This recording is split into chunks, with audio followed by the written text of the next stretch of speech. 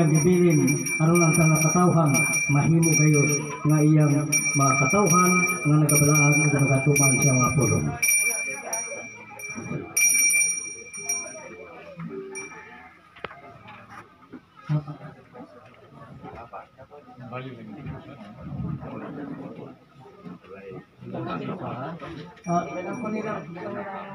Word nila. Okay ni Kwan Na. Dawata kini kapa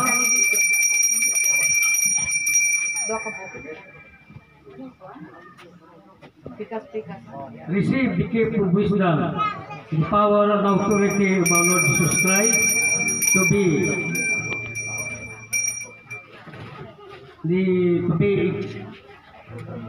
King and priest on earth and in heaven. Din ikaw kaintapan sa mga katawhan, mahimong mga katawhan sa Ginoo, din ang tanan nga mga kaaway sa atong Ginoo Kristo. Kung kaintapan o imong pagkakagul pinag-isip mga pulong. Ihatag kaniya ang tapan.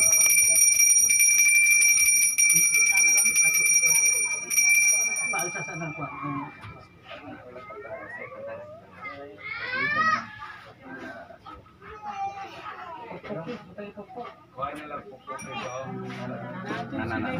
May plus bar po yun lang.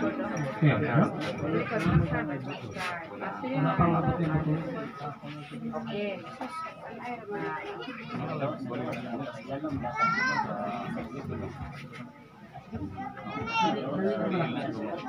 Okay. Ihatag yang singsing.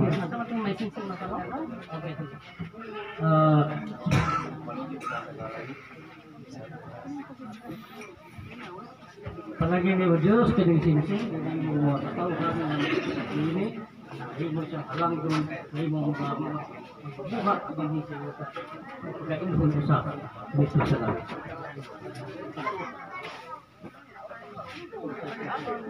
Receive the ring.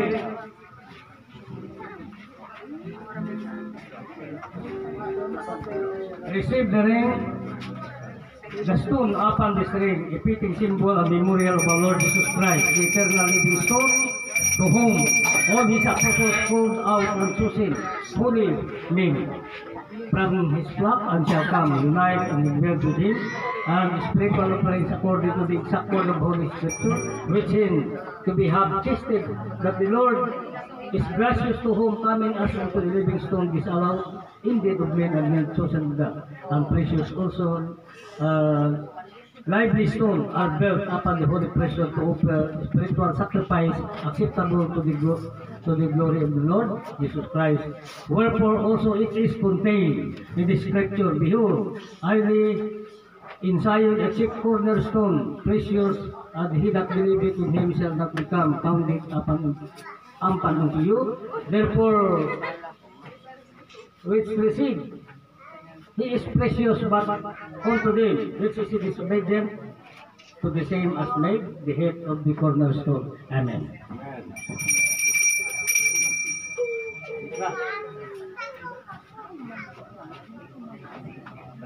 Okay. Okay. Receive the blessed mitra.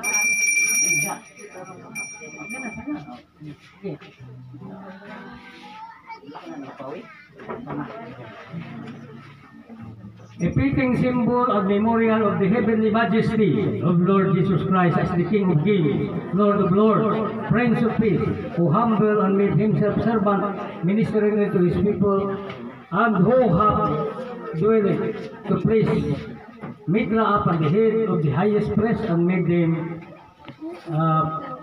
to reign with him 1,000 years after the resurrection of the righteous, against the Holy Scripture, which saith, and thou shalt be put the mitra upon his head, and put the holy crown upon the mitra. Henceforth there is laid up for his crown of righteousness, which the Lord, the righteous judge, shall give me all the day, unknown to me, but all to them also that love his appearing hath made kings and priests on earth and in heaven, unto God and his Father. To him the glory, dominions forever and ever. Amen. The most exalted name of the names of all the names on earth and in heaven, I consecrate thee in the holy order of Bishop Johnny Tanula. Receive the innumerable benefits of blessing and authority, power, wisdom of God for the soul saving life, giving ministry on the holy office of Abisa. Nananapuyo sa pag-iusa, inisama sa bihon nga lana, nga ana sa ibabaw sa ulo, na nagadaligdig ibabaw sa bungot.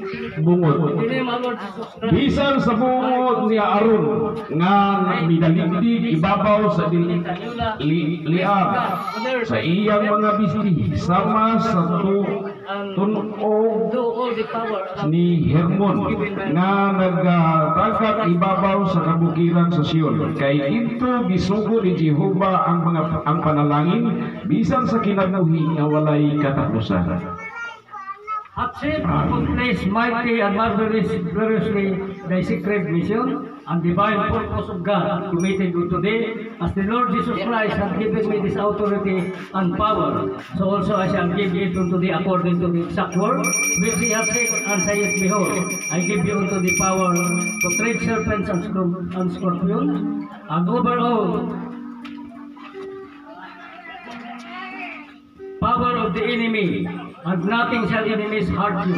Notwithstanding in this, rejoice not that all spirits are subject unto you, but rather rejoice, because your names are written in heaven. And fear not them which kill the body, but are not able to kill the soul, but rather fear him which is able to destroy both body and soul in hell.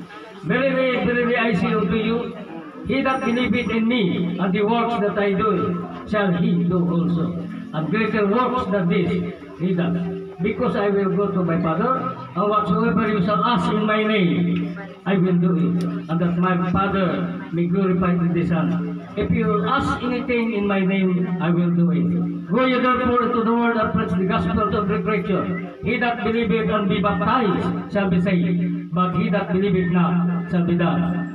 Go ye therefore into the world and teach all nations, baptizing them in the name of the Father, and of the Son, and the Holy Spirit, preaching thee to observe all things whatsoever I have commanded you, and lo, I am with you always, even unto the end of the world. Howsoever therefore shall confess me before men, him I will confess also before my Father which is in heaven. But whosoever shall deny me before men, him also I will deny before my Father which is in heaven. Fear not them which kill the body, but not able to kill the soul, but rather fear him who could destroy both body and soul in hell.